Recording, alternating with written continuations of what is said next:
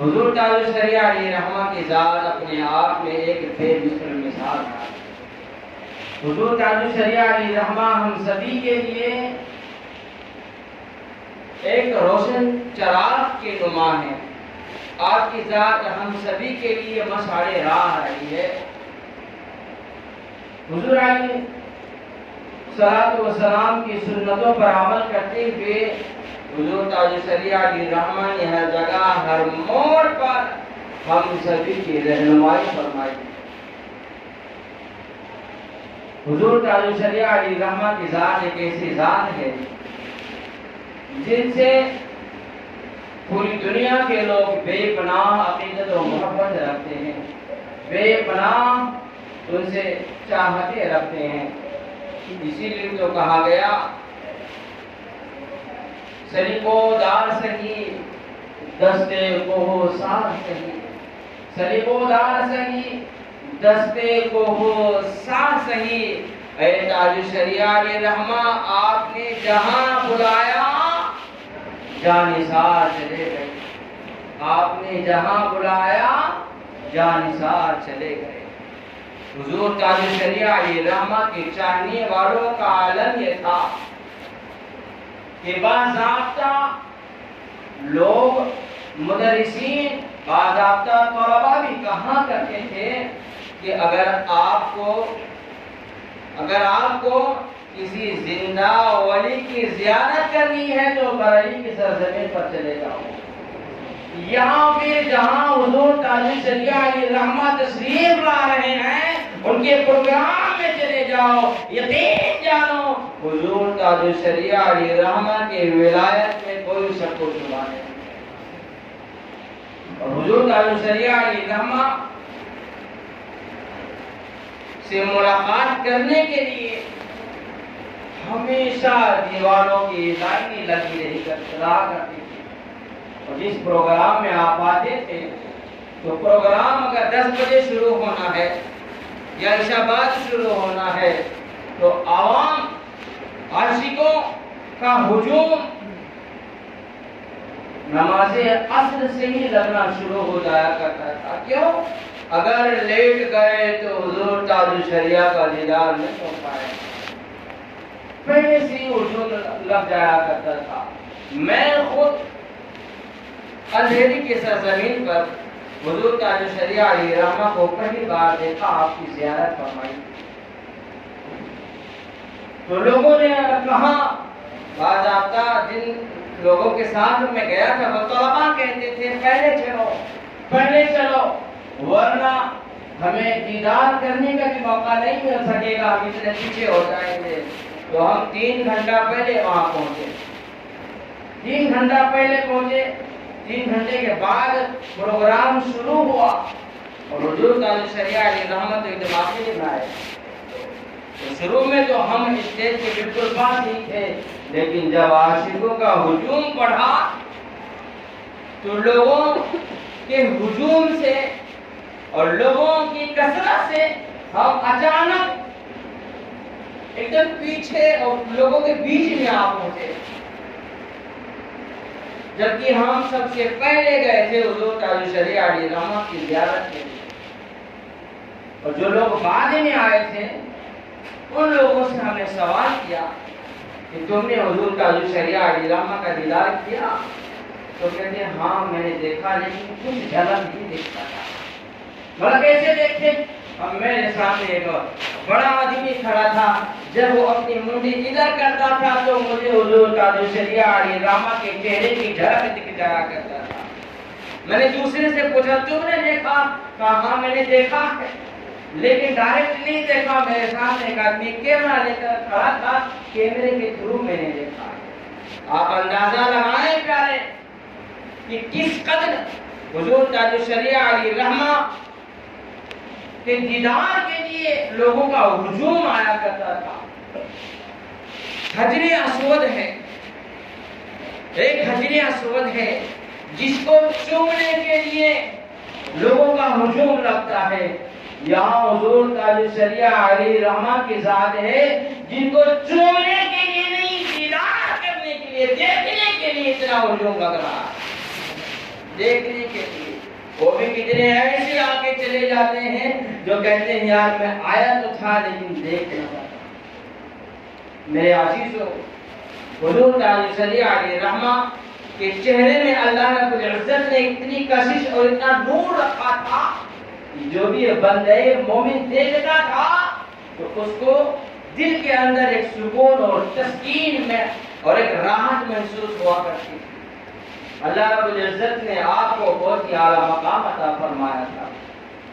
حضور تعالی علیہ رحمہ ساری زندگی دینی خدمات میں مصروف رہے، ہمیشہ کہیں نہ کہیں اللہ کا پیغام لے کر آپ پہنچے رہا کرتے تھے، ہمیشہ کہیں نہ کہیں دین مصطفیٰ کو عام کرنے کے لیے ہمیشہ سفر میں ہی رہا کرتے تھے۔ ہندوستان کا شاید ہی کوئی ایسا ضلع بچا ہوگا جہاں کے مسلمانوں نے حضور تعالی علیہ رحمہ کو بلایا ہو اور آپ تشریف بنا لے گئے۔ ہر جگہ ہر موڑ پر مسلمانوں کی رہنمائی کرتے ہوئے حضور تعالی علیہ رحمہ اپنے آپ کو وہاں پہنچائے، بلکہ ایسے ایسے حالات بھی آئے، ڈاکٹروں نے کہا کہ آپ اگر جائیں گے تو طبیعت اور خراب ہو جائے گی، لیکن آپ نے فرمایا اگر طبیعت خراب ہوتی ہے تو ہو جائے، لیکن اگر لوگوں کے ایمان و عقیدے میں خرابی ہو گئی تو بروز قیامت یہ تاج الشریعہ رسول اعظم صلی اللہ علیہ وسلم کو کیا ہو جائے؟ مجھے جانا ہے اور ہر حال میں جانا ہے، لوگوں کے ایمان و عقیدے کی حفاظت کرتے تھے۔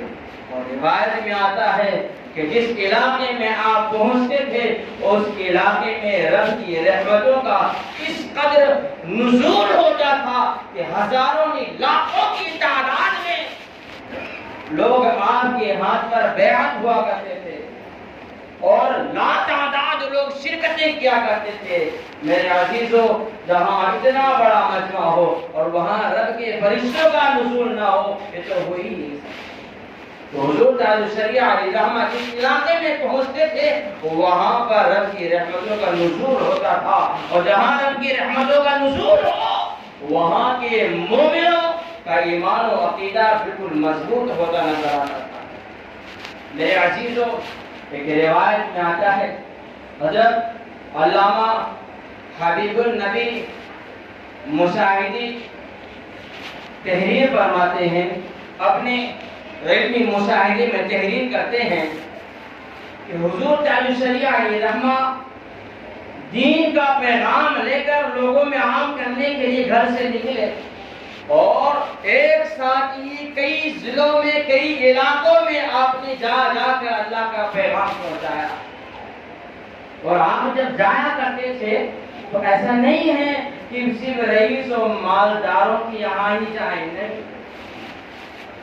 ایسے ایسے لوگوں نے آپ کے تعلق سے بتایا کہ حضور تعالی علیہ رحمہ ایسے کہ یہاں بھی گئے، ایسے غریب مسلمان کے یہاں بھی گئے جس کے یہاں بیٹھنے کو چارپائی تک نہ تھے، دوسرے کے یہاں سے مانگ کرتے چارپائی رکھا بیٹھنے کے لیے۔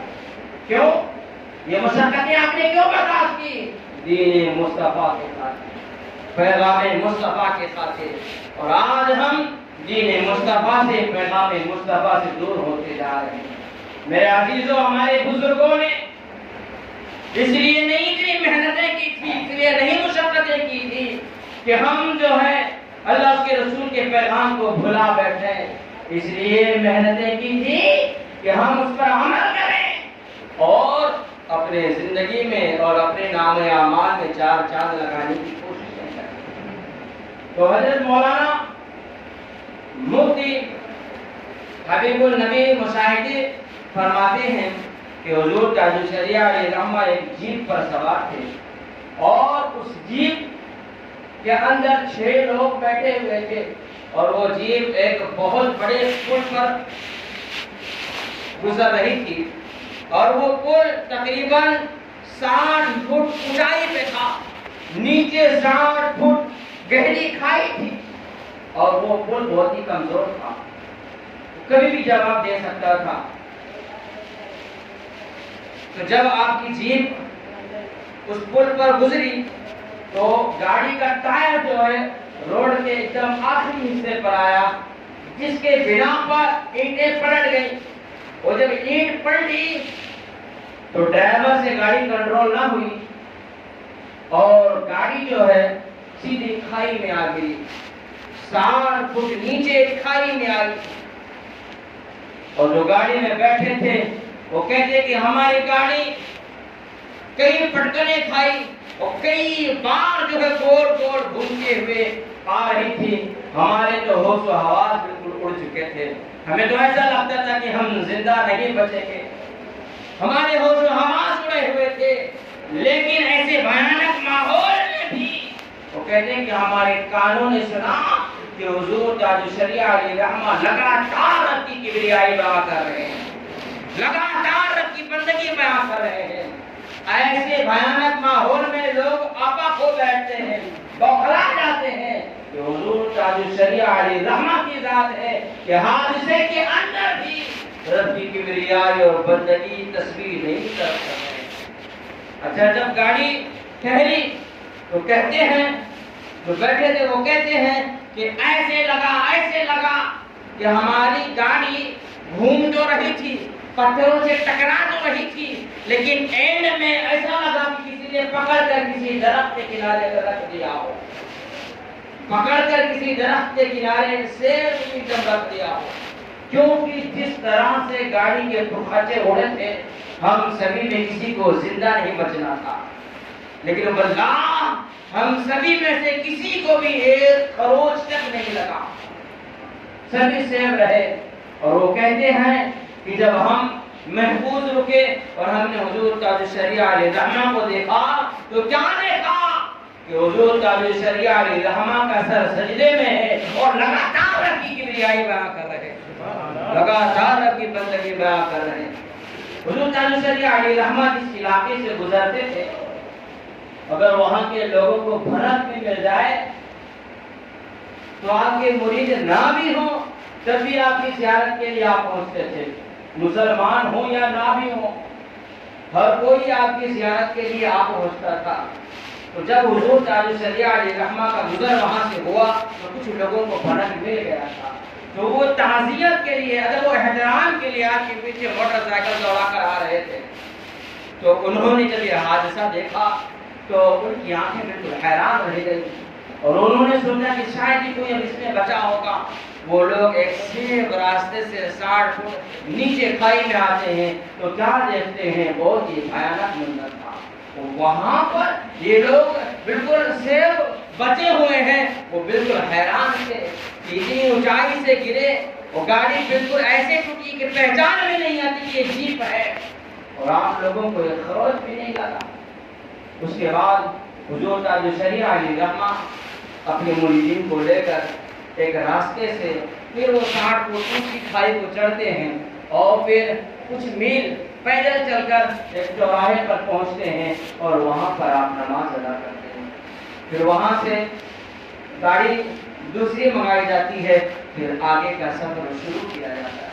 میرے عزیزوں، بتانے کا مطلب یہ ہے کہ اگر آپ کے درمیان کوئی اللہ تعالیٰ کا برگزیدہ بندہ ہے تو اس کے صدقے توسل سے اگر کوئی بہت بڑی بلا بھی آنے والی ہے تو مولا تعالیٰ اس بلا کو رفع دفع فرما دیتا ہے۔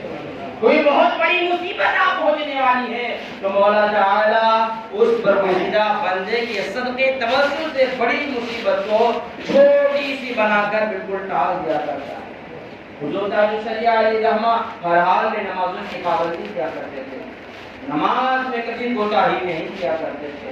آج ہم اور آپ ہیں جو ہر حال میں نمازیں چھوڑتے رہتے ہیں، تو حضور تاج الشریعہ علیہ رحمہ کے ذات تھی جو کبھی نمازیں نہیں کیا کرتے تھے۔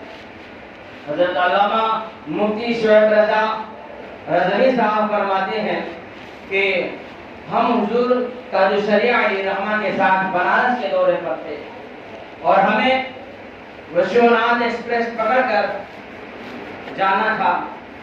کہتے ہیں کہ ہم لوگ جو ہے نماز عصر بریلی اسٹیشن پہ پڑھتے ہیں اور نماز مغرب شاہجہان پور میں پڑھتے ہیں اور نماز عشاء کے وقت لکھنؤ پہنچ جاتے ہیں۔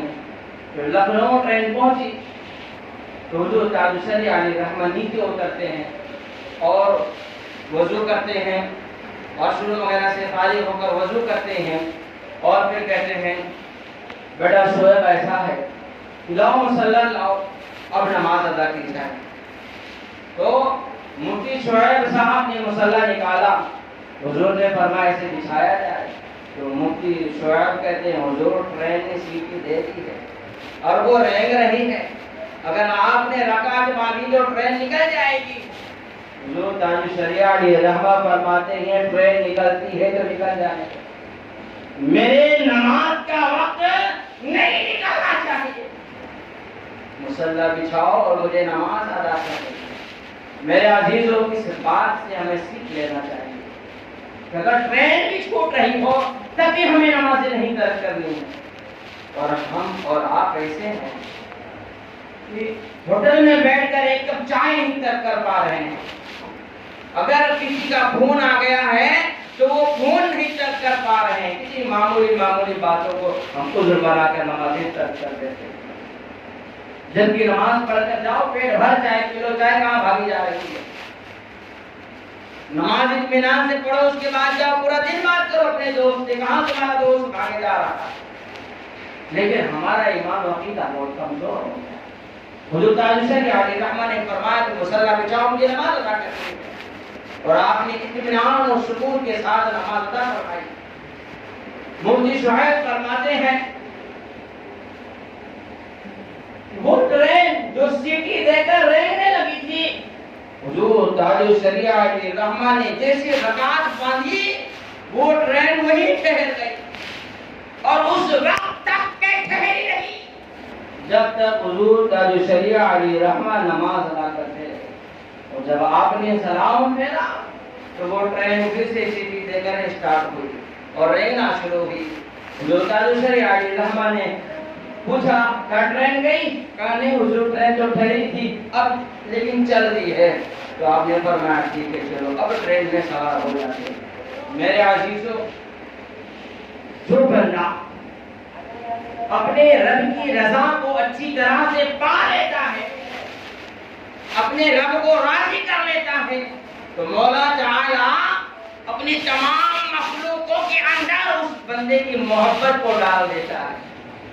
پھر انسان کا جانور بھی اس سے محبتیں کرتے ہیں، انسان کیا بے جان چیزیں بھی محبتیں کرنے لگتی ہیں۔ میرے عزیزوں، تو ہمیں چاہیے کہ ہم اپنے رب کی محبتوں کو پانے کی پوری کوششیں کریں، اور ہم اپنے رب کی رضا اس وقت پائیں گے جب اپنے بزرگوں کے بتائے ہوئے طور و طریقے پر عمل کرتے ہوئے نماز و روزے کے پابند بنیں گے۔ میرے عزیزوں، یہ حضور تاج الشریعہ علیہ رحمہ کی ذات ہے۔